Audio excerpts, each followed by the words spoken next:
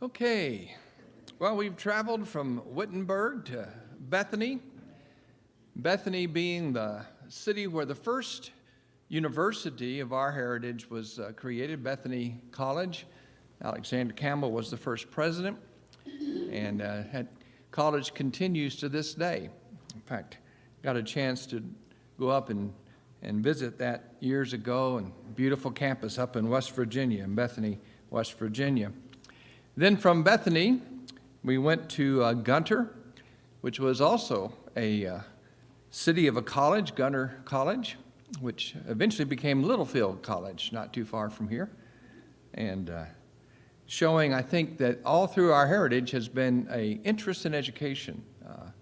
We have had people who have been trained to be educators that have had great ministries through the years and helped establish many, many good colleges. But tonight we'll go from Gunter now all the way to Kerrville. Talk about how that happened. As I said at the end of my last talk, I had suggested that what came to be known as Churches of Christ in the South were certainly shaped by the various events that followed the Civil War. The dream of the coming millennium and the unity of all Christians and all the denominations proved more unlikely than first hoped by most people in the movement. The aftermath of the war saw Southern churches wrestling with heartbreaking circumstances that were profoundly different from their northern brethren, as you might imagine. The northern churches enjoyed the benefits of being the winners of the war. The southern churches dealt with the downside of being the loser. Even before the war, there were growing differences between the northern and southern churches, differences that were a part of the reason our nation went to war. Differences essentially on how to read the Bible. Without getting too involved and too complicated, northern abolitionist preachers in their arguments against slavery had to deal with the fact that the Bible doesn't clearly condemn slavery. In fact, the Bible instructs both slaves and slave owners on how they should act. Reading the Bible as if it were to be applied today in exactly the same way as it was applied in the first century made it a bit difficult to oppose slavery. So many Bible teachers in the North then began to read the Bible a little differently, interpreting it in a way that supported its authority, and at the same time understood that some of the commands were limited to the first century. Churches in the South had little need to change their way of interpreting Scripture. If the Bible was not opposed to slavery, there was no reason for them to be, as the argument went for many. The Civil War was in some ways as much a battle over the Bible and how to interpret it as anything else. And that argument is made, as I mentioned before, by the scholar Mark Noll in a fascinating book on the theology of the Civil War. In fact, the next great cultural movement that was to affect all Christians was a battle. It was a battle over the Bible. And what exactly is the Bible and how do we interpret it? You can imagine after a war between people who both believed in the Bible but interpreted it differently, you could see how this battle over the Bible began. As the Renaissance movement of the 1500s and the 1600s led to the Protestant Reformation, which we reflected on, and as the Enlightenment movement of the 1700s led to the revivalism of the Great Awakening, the modernist movement in the later 1800s and the early 1900s led to another Christian movement, which came to be known as Fundamentalism. It was a movement that stressed several basic core doctrines of faith that were, at that time, being questioned or at least re-examined by many modern Christians. Issues like biblical inspiration, or more accurately, what does it mean to be inerrant, biblical inerrancy? Doctrines like the virgin birth, the historical reliability of the miracles of Jesus, the whole doctrine of atonement for the sins by Christ's death on the cross, and the general discussion on the bodily resurrection of Jesus. Fundamentalists argued that such doctrines were essential to preserve the integrity and the ideal of the early church. And from the beginning, fundamentalists were fighters. Baptist editor Curtis Lee Laws first coined the term in 1920, describing Christians as ready to do battle royale for the fundamentals. A theme verse was Jude 3, earnestly contend for the faith once delivered to the saints.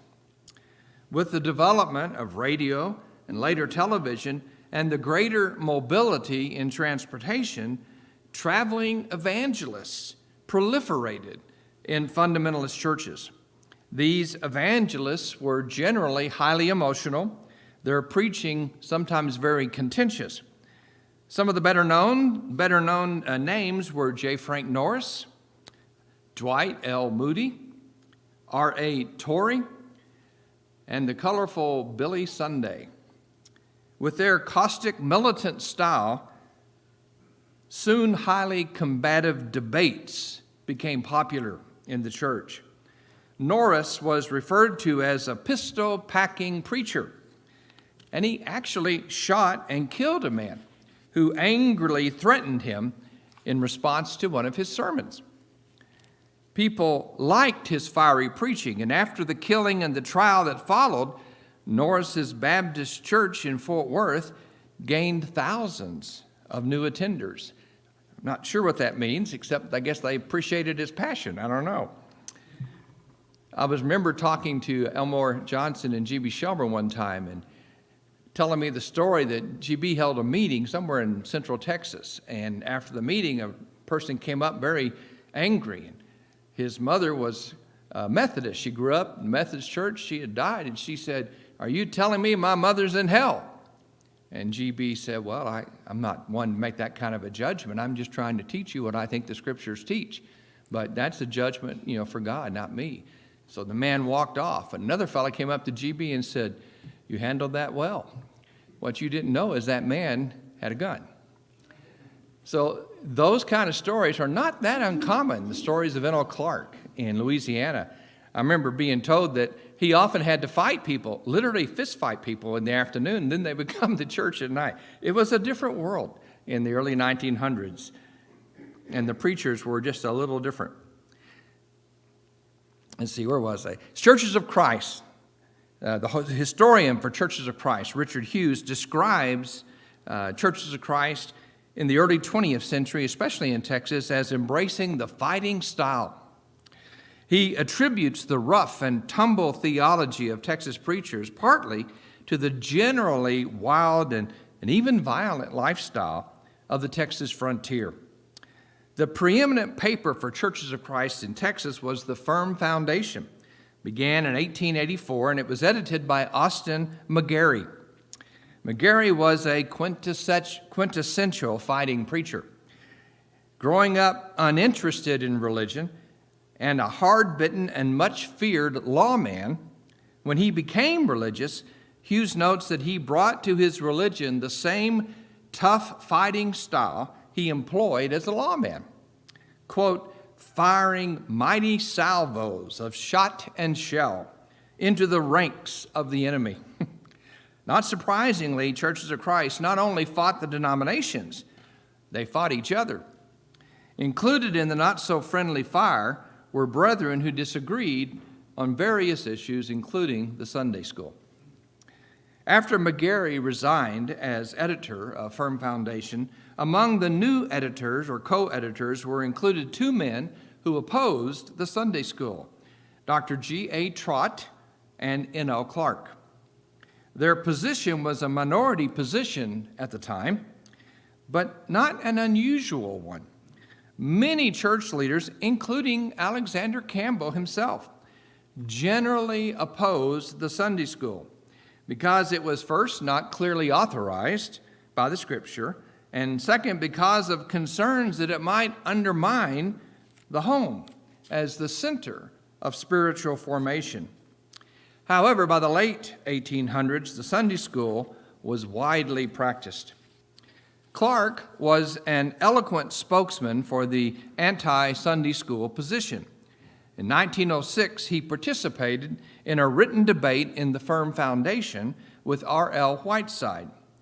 Clark's argument against the Sunday school were: 1, it was without scriptural authority; 2, it was contrary to any approved example; 3, it used women teachers; 4, it undermined the parents' role; and 5, it wasn't effective anyway. Though personally opposed to the Sunday school, Clark had fellowship with brethren who supported it. And unlike the prevalent fighting style that promoted division as the right response to any disagreement on an issue, Clark wrote in a 1907 issue of Firm Foundation the following: "I have never believed for a moment that it would be right in any case to make the Sunday school a test of church fellowship. Too much haste has been made in many instances in dividing churches over other innovations." However, Clark's appeal for fellowship was not widely shared among brethren who opposed the Sunday school. In 1916, the first paper for churches who were opposed to Sunday school was begun, The Apostolic Way. In its 1925 issue, it published a yearbook containing a list of preachers, quote unquote, approved preachers of the Churches of Christ. And so the year 1925 is as good as any year to mark the official beginning of a distinct network of churches opposed to the Sunday school. And for the next few decades, these churches fought each other as much as the Sunday school churches. In 1928, there was a second division over the issue of multiple cups used in communion, and a second paper was started, The Truth, later titled Old Paths Advocate.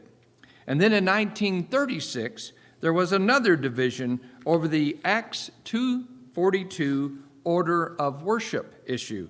And another paper was started, also entitled The Truth. Clearly, these non-Sunday school churches reflected the same tendency to divide as other churches of Christ at that time. Yet the father of the movement, N.L. Clark, would lay the foundations for this particular network, becoming later an influence of greater unity in the larger movement. Clark had his own version of the peace statement, which we've looked at over the years, and we see it emerge again and again. In 1937, he wrote the following: "That intelligent men can ever agree perfectly on every question that may be raised over religion is a presumption not supported either by human nature, human experience, or the limitation of divine revelation. Not a single case is found in Holy Writ where even inspired men were brought together for long that they did not differ over something. It is clear that fellowship in the Lord's work must be based upon a few fundamental things. It seems strange so many would insist upon making their ideas of doubtful questions tests of fellowship with others. In other words, in essentials, unity. In non-essentials, liberty. But in all things, charity or love." At this same time, there were two major preachers emerging in churches of Christ who could not have been more different. Foy E. Wallace, Jr., who was the editor of the Gospel Guardian and later the Bible Banner, continued the fighting-style legacy of Austin McGarry. In contrast to Wallace was G.C. Brewer from Tennessee, who grew up under the more peaceful influence of T.D. Larimore. These two men represented two paths that were available to church members. Wallace accused Brewer of being soft on the issues.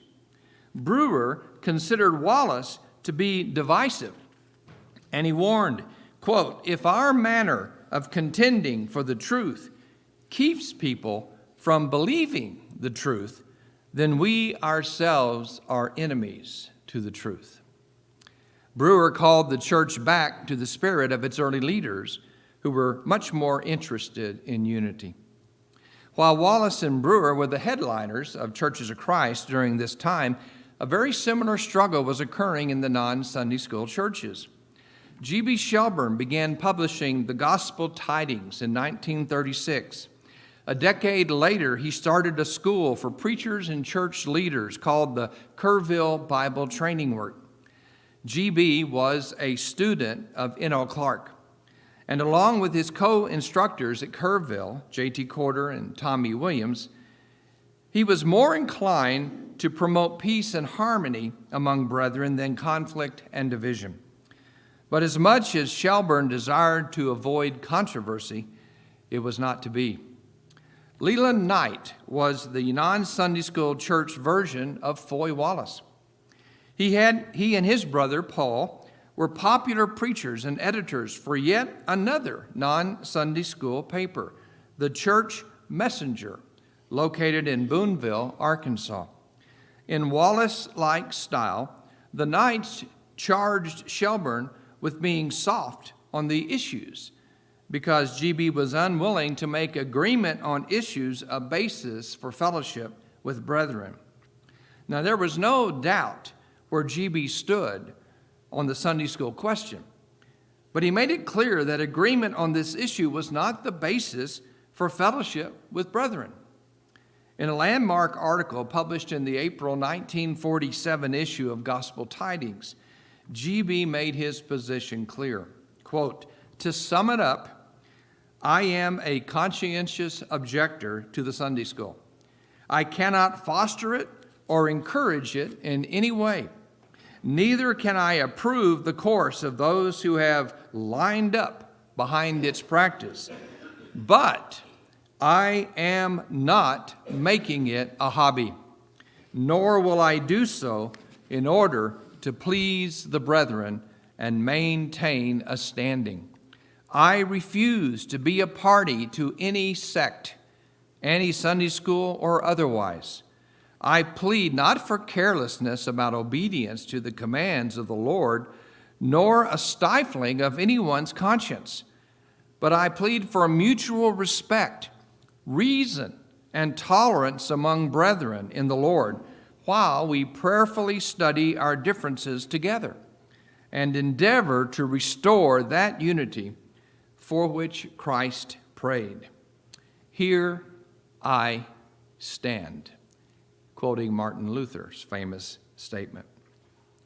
As Brewer had sat at the feet of Larimore, Shelburne's example, N.O. Clark, was an unlikely voice of moderation and calm in this fighting era of Churches of Christ. In that same issue of Gospel Tidings, N.O. Clark wrote this: "I should like for those who wish to make the Sunday school such a rigid test of fellowship to tell us what we should do about the cup question, or the wine question, or the order of worship question, or the premillennial question, etc., etc., etc. Shall we make every man's view of any one of these subjects a test of fellowship in the churches? If not, why not? If so, who among us is qualified to write our creed, specifying exactly what we must believe, how and where we must worship? Contend earnestly for what you believe, and be sure to allow others the same privilege. Above all, do not try to make a law for the Church of Christ where he has given liberty. The Knights' approach to fellowship did not allow for this kind of tolerance, as Paul Knight made clear in a statement reminiscent of Wallace. I quote, "I believe in brotherly love, but I do not believe that sin and digression can be covered over with love.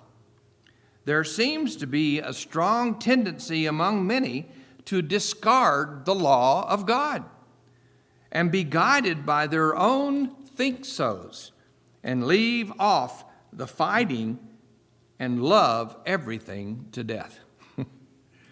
The Knights opposed paid local ministers, and thus Shelburne's Bible training work, because it encouraged supporting located ministers, they were opposed to that. Shelburne did not oppose supporting located ministers, but he argued that the purpose of his training work was to train all Christians to be informed church leaders. Opposition to the Kerrville work was fierce. The Knight brothers spoke out against it in their writing and at the meetings they held throughout the country. GB's remarks in a 1948 issue of Gospel Tidings were very reminiscent of Brewer's as he challenged preachers to work for peace in the churches. I quote, "Gospel preachers cannot follow after the things which make for peace in the church if they arrogantly claim that they are the only loyal preachers and busy themselves in circulating rumors and trying to undermine confidence in those who are the objects of their displeasure." Peace, however, was hardly given a chance in those days. The battle continued for years. In his History of Our Movement, Larry Hart describes the Knights as waging a holy crusade against the forces of liberalism. Hart writes, "The Knights would allow no neutrality. Those who were not for them were against them." And so a fourth division occurred among non-Sunday school churches over the support of located preachers. In addition to the non-class options of one-cup churches and order of worship churches, now there was a new church on the block, literally, anti-located preacher churches. And one of those anti-located preacher churches was the 17th and N Church here in Lubbock, Texas. In 1945, they would begin the 4th and D Church, which in 1958 became the 22nd and Memphis Church, which in 1972 became the Quaker Avenue Church. Shelburne and Clark were islands of relative calm in a sea of controversy. Their general advocacy of tolerance among believers and freedom to disagree and still accept one another, their avoidance of extremes, and their acknowledgement of the difference between Scripture and one's interpretation of Scripture foreshadowed a non-sectarian influence that would follow in the next generation of leaders that they would mentor mostly through their training works. In 1946, when the training work began, the churches it hoped to serve were mostly rural. Few of them had well-educated teachers, and the churches relied greatly on multiple gospel meetings each year by several traveling evangelists for their teaching. GB's vision was to train a generation of preachers and elders and church workers who could provide the network of congregations with more consistent and more productive leadership. The training work was not anti-educational. GB graduated from Abilene Christian College. He would send all of his sons there as well. Rather, the purpose was to provide as good a Bible education as possible to potential church leaders for whom college was hardly an option at all.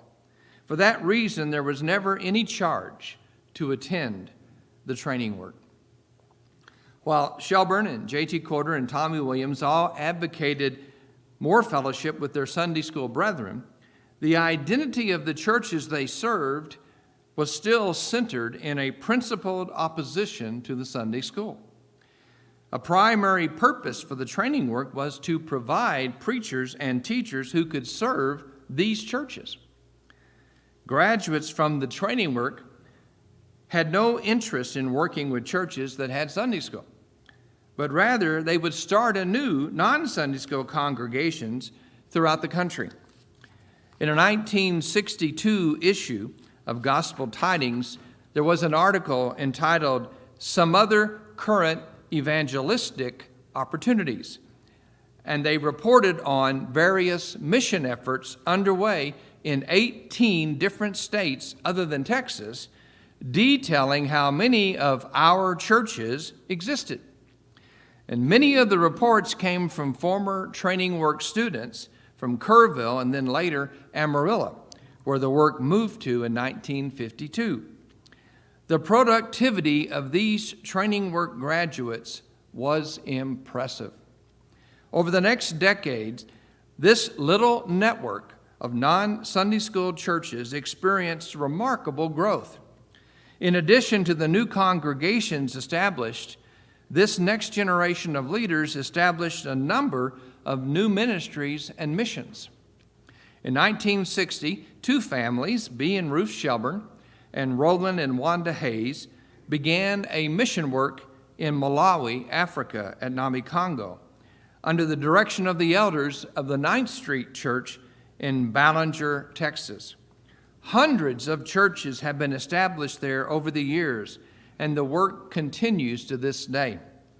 In 1962, Herbert Gibson began a radio program in Amarillo that became an international radio ministry, Moments of Inspiration, which today broadcasts across the country and in the Philippines and England. In 1963, Gene Shelburne began editing the magazine Christian Appeal, changing its format from brotherhood issues to a more devotional magazine that would appeal to Christians of all denominations, and it continues today. In 1969, 3 new training works were begun. The Farmers Branch Training Work in Dallas, under the direction of Tommy Williams, an original instructor at Kerrville. And then Richard Seymour, a graduate of the Amarillo Bible Training Work, also led that work. Then the West Angelo School of Evangelism in San Angelo, under the direction of W.J. Leach, who had a graduate degree in Bible from Abilene Christian College, and also Portis Ribble, with a graduate degree in speech from West Texas State, and who was also a student of N.L. Clark. And finally, the Fresno Bible Preparatory in Fresno, California, directed by California evangelist Carol Christmas and Larry Hart, a graduate of the Amarillo Bible Training Work. Then in 1970, a mission effort began in India, sponsored by the church in Lockney, Texas, and Fayetteville, Arkansas, a work that continues today. The India work is the context for one of the most poignant stories of the non-Sunday school churches. During his travel to India, Gospel Tidings editor Baxter Lowe met an Indian evangelist of the name John Abraham. Abraham dedicated his life to preaching the gospel, and he asked Lowe to help raise support for him. Abraham vowed that he would starve to death rather than stop preaching. So Lowe agreed to raise support, but upon return to the States became distracted. And when he finally got around to Abraham's request, he tried to make contact with him, only to find out Abraham had in fact died. Lowe was haunted by this and established a benevolent fund to support Abraham's children, the John Abraham Fund. The name was changed in 1992 to the Christian Relief Fund. For years, it was directed by Linda Purdy, mother of our own Del Purdy. It is one of the largest ministries of the Churches of Christ, supporting thousands of children in 30 different countries. When Baxter died in 2001, memorial services were held for him on 3 separate continents. in addition to the services held at the Amarillo Church. Then in 1971, the Ferguson Foundation was established by Arch L. Ferguson, longtime member of non-Sunday school churches. The work provides matching funds for elderships of non-Sunday school churches to help support the various benevolent works they are involved in. It continues today and located in Arlington, Texas. The 70s and the 80s saw multiple youth meetings hosted by churches across the country, connecting a third generation of non-Sunday school youth. Young people annually would travel, sometimes hundreds of miles, to one or more youth meeting. Since most of the churches had memberships of less than 100 and very, very few young people, these meetings became the official youth ministry of these churches. Meetings were held each year in no less than 12 cities, 4 states, usually attracting around 100 or so kids. But the exceptions were Amarillo and Dallas, with several hundred attending, and the Houston youth meeting, which at times had as many as 1,000 attend from several different states. In the mid-'80s, the Ozark Christian Camp in Arkansas and Summer Excitement Leadership School in Dallas began. In 1978, a concert was planned at the Amarillo Youth Meeting that would inspire a remarkable music moment and movement among these churches.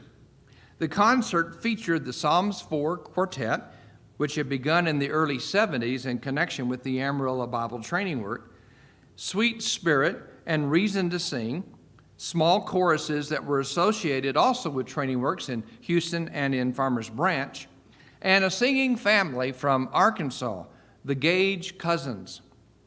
The response to this was so positive that later that same year, Max Pratt, a minister at the 9th Street Church in Ballinger, Texas, invited the same groups to hold a concert for the Ballinger community. Over 1,000 attended, and a new tribal gathering was born. Over the next 2 decades, no less than 100 such concerts would be held in 23 different cities and 6 different states, featuring over 50 different singing groups. Many of these groups were inspired to form by this new gospel jubilee movement among the non-Sunday school churches. In 1980, our mission effort in Kenya began. We sent Sean and Linda Tyler, who were graduates of the Farmers Branch training work, and Roland and Jesse McLean. Roland attended the Kerrville work. Later, Kirk and Susan Hayes would replace the McLeans. The work established hundreds of churches and a children's home in Kenya. The work moved to Uganda in 1995, establishing the Messiah Theological Institute, a mission outpost in the Sudan, and laid groundwork for the Christian liberal arts university, Livingstone International University, which held its first graduation class in 2015. In 1984, another children's home was established in Albany, Louisiana, the Berean Home, directed by Wayne and Ruthie Wallace, graduates of the Amarillo Bible training work. These missions and these ministries affected the non-Sunday school churches in 2 very opposite ways. Through these ministries, though these ministries were hosted by local congregations for the most part, additional support from other churches was obviously needed. As a result, each new mission or ministry provided yet another connecting link for this tribe of churches. Training works and youth meetings served as an informal matchmaking service facilitating intra-tribal marriage. You know, G.B. Shelburne used to carry around a little card with all the couples that he felt he was responsible for getting married. They met at the training work, and he kept the list. I don't know what it says, that I started a few years ago a similar list from Summer Excitement. I was around G.B. too long. Parents happily sent their kids in hopes they would meet and marry someone in the church, which meant usually non-Sunday school church. Each marriage was another tribal connection. In the 80s and 90s, there had been between 200 to 300 gathering opportunities available to attend that would network leaders from these churches all over the country, seminars, concerts, youth meetings, retreats. And such gatherings helped these churches not be isolated, but enabled them to maintain their distinctive way of doing church. But there was a second impact on these churches that ironically had an opposite effect. With each new mission, with each new ministry or event, these churches had another basis for their identity. In time, these churches became not merely non-Sunday school churches of Christ, they became mission churches, youth ministry churches, benevolence churches, music churches. Opposition to Sunday school had to share shelf space with other passions. At the same time, there was a changing attitude toward the Sunday school issue itself. Larry Branham gave expression to this change in an article he wrote for Mission Magazine, one of the more progressive magazines in the Churches of Christ. The article was entitled, "Those Anti/Non-Sunday School Churches." Branham's title expressed an emerging self-perception in many churches, from an anti-Sunday school identity born of the old restorationist arguments typical earlier in the century, to a new perception as more family-oriented, intergenerational churches. Other churches repackaged themselves in similar ways. Restorationist arguments have become less attractive. And as a third generation of non-Sunday school young people grew up in these churches, they heard less and less about reasons for not having Sunday school. And they identified more and more with the ministries and the missions that their churches were involved in. This did not go unnoticed. Jerry Rogers, who was a graduate of the Amarillo Bible training work in the 50s, he was there at the same time and was a very close friend with Larry Branham. He began to grow concerned that the churches were losing their identity as non-Sunday school churches. In an open letter to the Brotherhood in Gospel Tidings, he expressed his concern. "The church of our Lord is in danger. It is that danger that prompts me to write, dear brethren. We have had a unique fellowship so far, and the thing that has held us together had been our stand for Bible teaching about these subjects. It is true that we may not have always had the proper spirit when dealing with other people, but that does not change the facts. The Scriptures remain steadfast." Rogers could see the churches drifting from their original identity, and he worried about the future of the network, and his concerns had merit. As churches lost their primary identity as non-Sunday school churches, the commitment to these gatherings decreased. As they identified less with the non-Sunday school church network, many of the larger churches that had historically sponsored many of the gatherings began to redirect their resources to other things. Perhaps most important, this network of churches was slowly becoming more ecumenical. And there was a reason for that. For included in that second generation of non-Sunday school leaders were several who took the next steps that were implied by the logic of N.L. Clark and G.B. Shelburne. If our differences were not important enough to break fellowship with one another, then perhaps we should be working harder to build fellowship with one another. A unity movement began to emerge among these churches that began to take seriously the peace statement. In faith, unity, but in opinion, liberty, and in all things, love. Ironically, this new emphasis on unity, while a welcome emphasis among many leaders, would also have an unanticipated downside. It would contribute to the undermining of the identity and the connectedness of this tribe of churches. How these developments would impact us here at Quaker will be the focus of the next and the final talk in this series. And that's that. You can all wake up now.